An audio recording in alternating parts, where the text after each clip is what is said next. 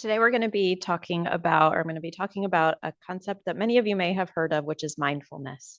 But I'm so grateful that they have asked me to be a speaker here today because I think it really speaks to the team's understanding of how this impact of the diagnosis is not only physical but also psychological, and that there are so many challenges that can be that come up that are emotional, that are related to a variety of different factors, which we'll kind of talk about. But so like Dennis shared, I'm Neha. I'm the director and a clinical psychologist within our UCSF Psycho-oncology program.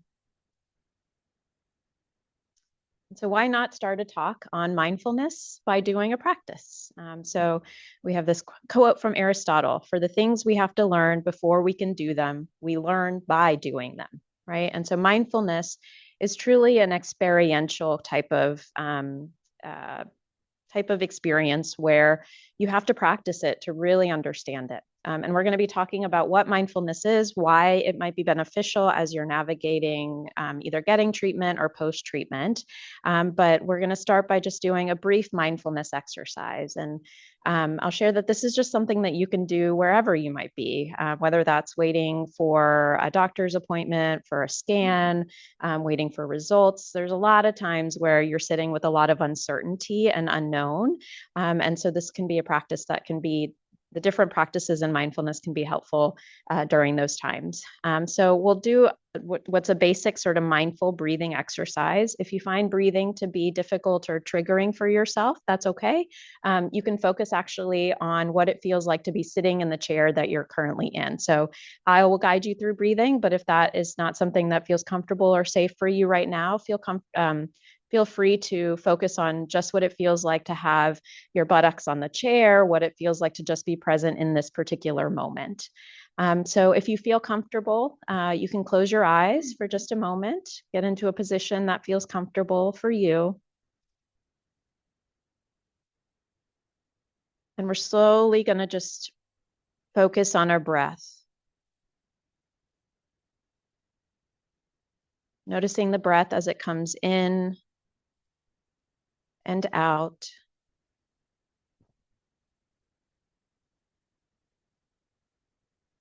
In this moment, we're not trying to change our breath or make it something different. We're actually just noticing it as it is. And again, if breathing and focusing on that is not comfortable in this moment, that's okay. You can focus on what it feels like to just be sitting.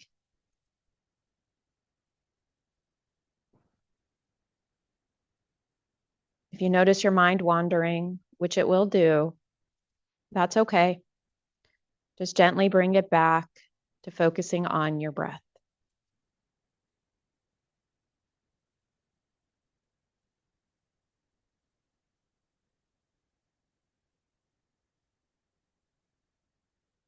There's nowhere else for you to be except in this moment. Sitting, heart beating, breathing.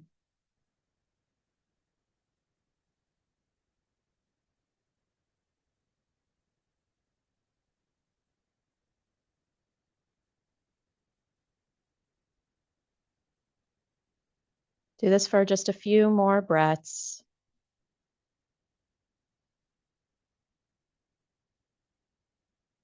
Then whenever you feel ready, you can open your eyes again.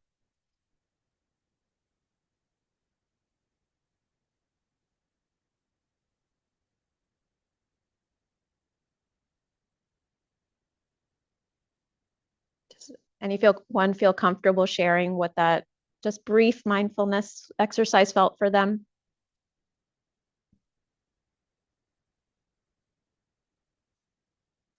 You didn't want to come back. Yeah. Yeah. Other words or other experiences? More relaxed. Yeah. Yeah. And imagine that was only like 1 or 2 minutes. I wasn't, taking time, but it was not a very long time. And so I think we'll get to that a little bit later about how there are some myths about mindfulness that maybe we need to dispel. So there are lots of different definitions of mindfulness out there, but one that is often shared is one that comes from a psychologist named John Kabat-Zinn, who's the founder of what is called mindfulness-based stress reduction. So it's taking these principles of mindfulness and making it into sort of a digestible kind of program, a very structured program that has then been researched for many decades now. And we'll talk about some of the what has been found regarding that. But the definition that he gives is that mindfulness is about paying attention in a particular way, which is on purpose, in the present moment, and non-judgmentally. So what does that really mean, right? So what it really means is to really try to notice our thoughts, our feelings, our physical and body sensations as they are in this moment with a sense of like curiosity.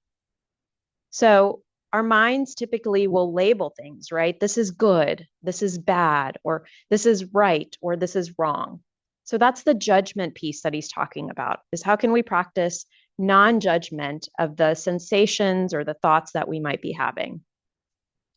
And it's about letting go of the need to like fix this or fighting this moment, right?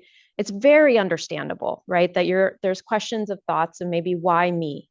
Or I don't want to be dealing with this, or you're fighting it, right? With all of your emotional, heart. And that's okay, right? Sometimes we need to have that fight, but sometimes we also just need to be present. And I think it's a balance. But ultimately, I think it's about being kind to oneself but also being honest. It's not about giving yourself a pass or saying like, that's fine if you do that.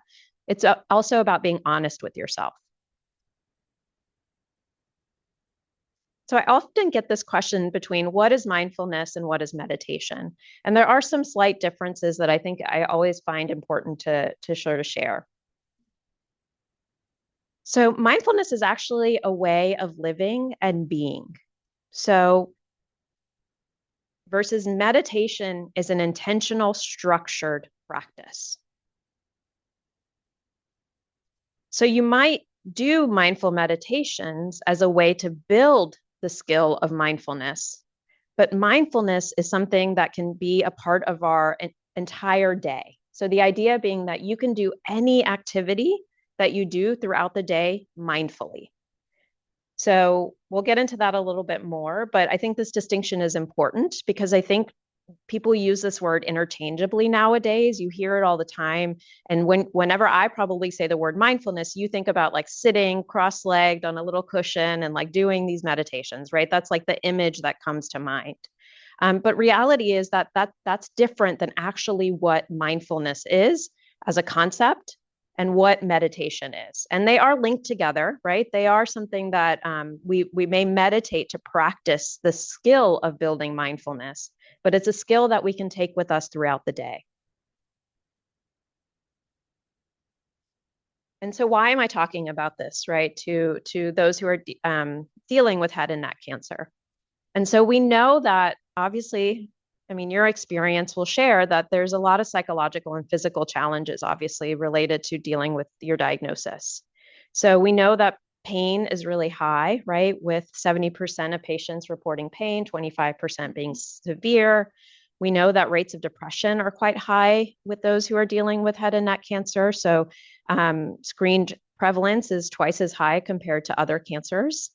And we know that obviously you experience significant changes in your appearance and your ability to communicate or do everyday tasks like eating. So there are lots of your day maybe having lots and lots of challenges throughout the day.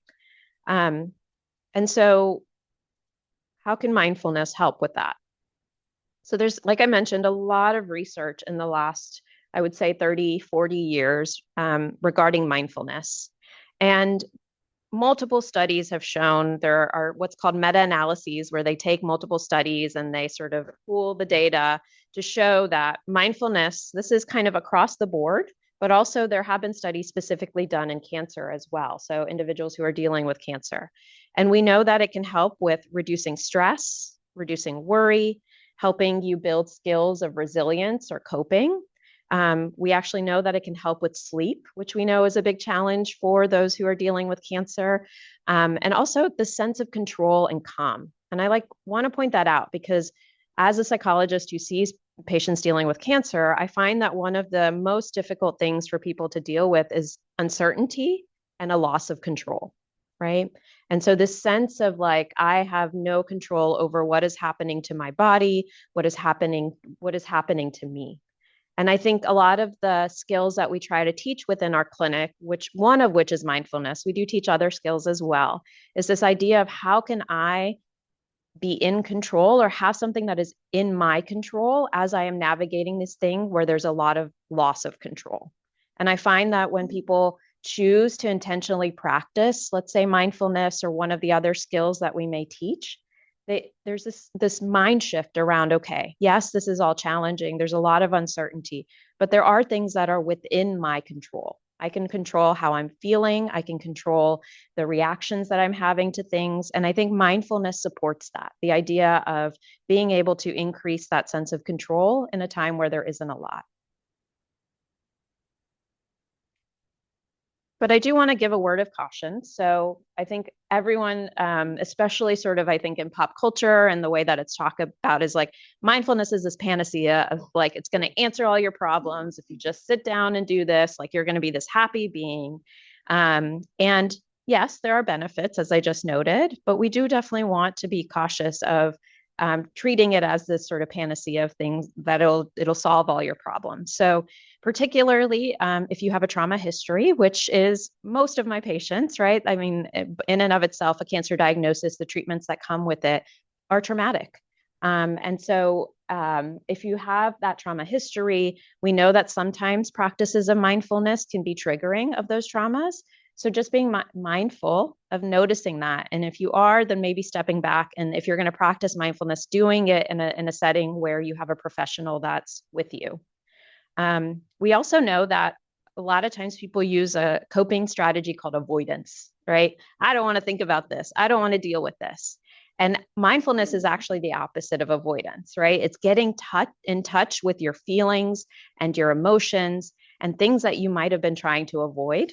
And so while some mindful activities may be relaxing, we find that sometimes it can actually increase distress for a short period of time because you're now getting in touch with emotions that you were previously avoiding, right? Realizing, okay, that I haven't been thinking about this fear that I have or this uncertainty that I'm dealing with.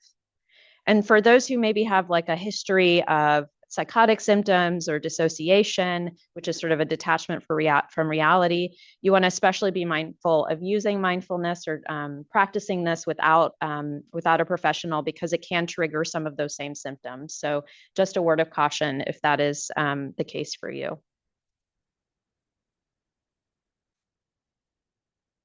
So like I mentioned, there's a lot of myths about mindfulness, right? And I've kind of referenced some of these already, but we'll walk through a couple of them that I think are particularly relevant.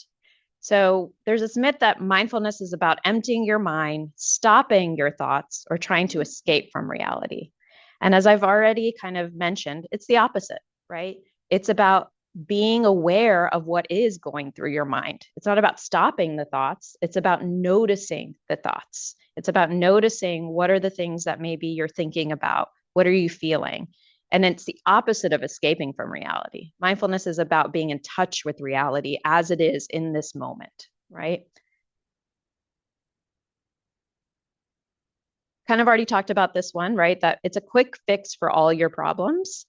Because we know that's not true. I mentioned this, right? That you need to sit cross-legged and meditate for hours to be mindful, right? And that's this image. And I think it's a barrier for a lot of people as well, is I can't do this. I hear it a lot. I can't do this. And yet we only did a minute or two earlier today.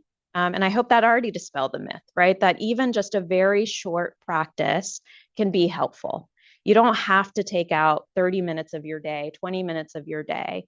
If that's something you like to do or that's something you want to do, go for it, right? But I think if that is a barrier to you actually trying to sit and practice, maybe doing some mindful meditations, that there is research to show there's benefit from 1 to 2 to 3 minutes a day.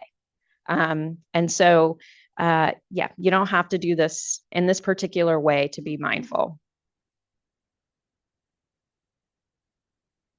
And then I get this a lot, right? I'm doing it wrong. And so people get discouraged, right? They go home, I say, let's practice this at home. They go, and then they're like, I can't do it. I'm doing it wrong. And it's because their mind is wandering. And actually, that is part of the practice of mindfulness, is noticing that your mind wanders. And that's okay. It's going to wander. And I always say the practice of mindfulness is not actually kind of being in the present moment. It's about noticing when your mind wanders and bringing it back. It's the practice of continually bringing it back to the present moment. And so if you feel like your mind is just like what we call a monkey mind, right? It's jumping from one thing to the next, which is a lot of people. That doesn't mean that mindfulness is not right for you. And so how can we actually practice it, right? The practicality of it. So I love to share that you can take any activity that you do within a day and practice just trying to be present with it as you do it. So people are always surprised to hear that you can take a shower mindfully, right? You can brush your teeth mindfully. You can go for a walk or wash dishes, listen to music, even when you're watching TV, doing it mindfully. By show of raise of hands, like how many of you eat while doing something else, or listen to music or watch TV, but your mind is wandering to other things? Yeah, I think it's most of us, right? So that is not doing the activity mindfully, right? So when you walk, you walk. When you eat, you eat. When you watch TV, you watch TV, right? And so it's mind, body, even spirit, sort of all within that particular activity. And so if you're not keen to sitting down and, doing that sort of cross-legged meditation, decide to maybe spend a couple minutes a day with an activity that you already do. I like brushing teeth because that's like time limited to 2 minutes, or when you're reading a book or going for a walk in particular. I like a walk as well. So like maybe for the first 5 minutes of a walk, you say, I'm going to practice being mindful. And that can be either focusing on your own body and how it feels as you're walking. It can be noticing the nature around you, right? That adage of like, smell the roses, right? And to stop and smell the roses. And so take any activity you might do and decide to just say, I'm going to practice trying to do this mindfully. And you'll be surprised at, how much your mind wanders, even within a matter of the first like 5 minutes of a walk. I can definitely tell you, as I'm walking, I'm like planning my day. I'm planning, what we're going to do next. And so it's rare that I walk and I'm just walking and I'm like focusing on the walk. But that is one way to incorporate mindfulness into your day to day. As I'm presenting this, I'm wondering like, what might be the benefits of like brushing your teeth, for example, if I know that, or eating or reading a book, especially with the challenges that some of you may have with head and neck cancer. How might that actually be potentially beneficial? Because I understand it could be triggering, but what might be the potential benefits of doing those things mindfully? Anyone have it? Yeah, exactly. Yeah, right. You're going to get every little tooth. You're going to, be pretty thorough if you do that activity. What are other potential benefits to trying to do activities, everyday activities mindfully? Yeah. In what way? Yeah. Yep.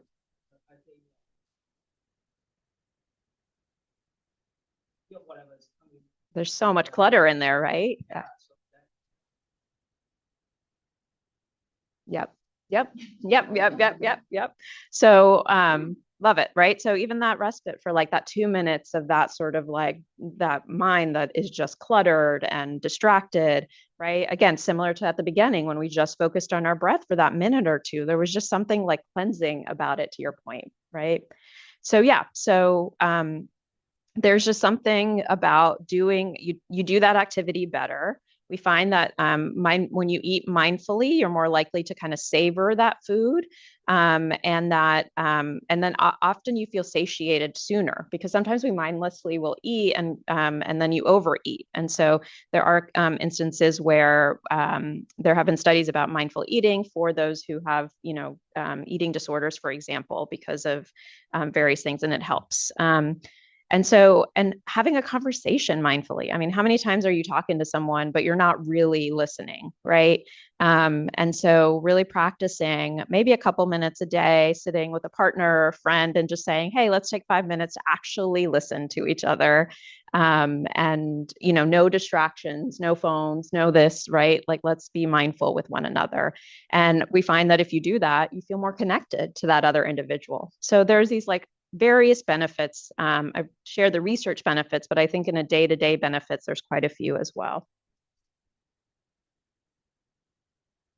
So you can take an activity. I think that's the most kind of tangible, like easy to do, but you can choose to do guided meditations. And so there are so many resources out there. And you might want to take a picture of this if you're interested. And so there's a lot of phone apps. The ones I've shared here, I believe, are all free. You could see the list, but these are all free apps that have some type of guided meditations that you can benefit from. And then there's a lot of online resources. If you Google it, you're going to find lots. But I like the one, obviously, from Memorial Sloan Kettering Cancer Center because they have a lot of meditations, some of which are mindfulness and some of which are not, and that's okay. That can help you at various aspects of treatment. So they'll have ones like for when you're actually going through treatment, maybe while you're getting radiation, after treatment. So I like that that they're targeted for that. And then some people learn better by taking a class, right? Like by having a structure, by having sort of homework, for example. And so there are mindfulness courses that are even offered through UCSF. We have a course that's offered through the Patient and Family Support Center. Unfortunately, the next one I don't think is until February. But I put the link at the last page, which you can take a picture of. But if you sign up for the newsletter through the Patient and Family Support Center, you'll get updates on when that might be. The OSER Center, which if those of you not familiar, it's an integrative medicine center at UCSF. They offer a mindfulness-based stress reduction course. So that one by John Kabat-Zinn. There is a cost involved to that course, but it is something that is offered. And then one of our colleagues within the Cancer Center, Dr. Atreya, and Dr. Mishra, who's a radiation oncologist, actually runs a mindfulness group medical visit. And so these are actually billed to your insurance. And it's 4 visits where they're teaching you mindfulness. And so that's something that you may not be aware of, that you might ask your doctors for a referral. And so, yeah, take a picture here of this if you want some resources. So I'd recommend signing up for the newsletter through the Patient and Family Support Center. And then this is where you can find information about those other courses and then the Memorial Sloan Kettering's meditations. Okay, good. Yeah, so she was saying that she found some meditations through the UCSF website that were very helpful prior to surgery and very calming. Do you know if that was through the Osher Center or through our Psycho-oncology? Yeah, I think Osher Center also has some meditations on their website. Yeah.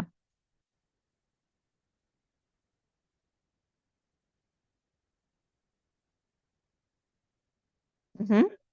Mm-hmm. Mm-hmm. Yeah, there's